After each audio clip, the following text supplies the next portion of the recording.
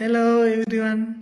අද මම ඔයගොල්ලොත් එක්ක සාකච්ඡා කරන්න යන්නේ කොහොමද AI නැත්තම් chat GPT නිවැරදි ආකාරයට පාවිච්චි කරන්නේ.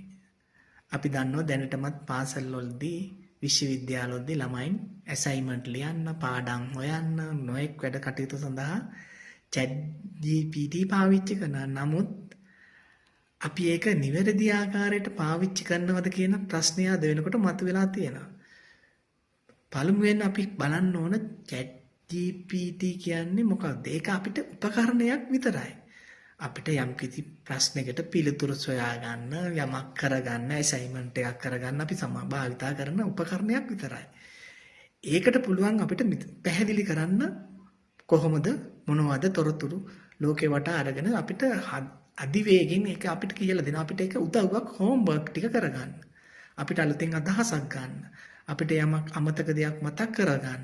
ඒක අපිට හොඳ උපකරණයක් මතක තියාගන්න. හැබැයි අපි ඒක ටූල් එකක්. අපි ඒක මොලේ නෙවෙයි. අපි ඒකට වහල් වෙන්න හොඳ නැහැ. අපි දැන් බලමු මොකද්ද නිවැරදි විදිය අපිට පුළුවන් AI එක පාවිච්චි කරන්න. correct way.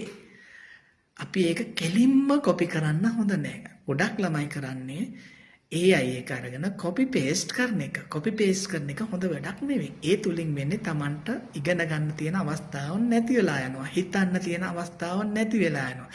එහෙම නැතුව අපි අහන්න ඕනේ යාගෙන් ප්‍රශ්න, අපිට අදාළ කරන ප්‍රශ්න ස්මාර්ට් විදියට. එක්සැම්පල් එකක් විදියට කියනවා නම් අපි අපිට ඕන රචනාවක් ලියන්න ශ්‍රී ලංකාවේ climate change එක පිළිබඳ කියලා. එතකොට අපි මොකද්ද කරන්නේ? අපි කෙලින්ම කියන්නේ යාට අපිට රචනාවක් ලියලා දෙන්න කියලා. අපි කියනවා යාට explain කරන්න කියලා, පැහැදිලි කරන්න කියලා climate change in simple English. අදාළ පන්තිය කියලා. grade 10. එතකොට ඒක ඔයා දන්නවා වයස් සීමාව, අදාළ විෂය දන්නවා, මේ ළමයා ඉන්න රට දන්නවා. බොහෝ කරුණු background එක එයා දන්නවා. එතකොට ඊට අනුව එයා ඒක තේරුම් අරගෙන ඔයාට ගැලපෙන වඩාත් සුදුසු lesson එකක් සඳහා අවශ්‍ය කරන කරුණු ටික තොරතුරු ටික එයා දෙනවා.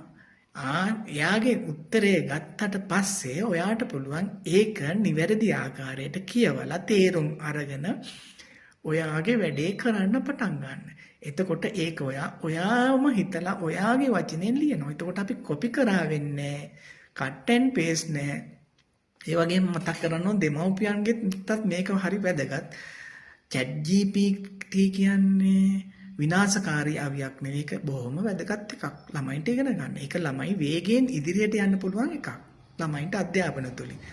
හැබැයි දෙමව්පියෝ විදියට ඒක මඟ පෙන්වන්න පුළුවන් වෙන්න ඕන ළමයින්ට ඒකෙන් වැඩ ගන්න ආකාරය. එහෙම නැත්නම් ඒක කෙලින්ම cut and paste කරොත් හරියන්නේ නැහැ. Thank you for watching.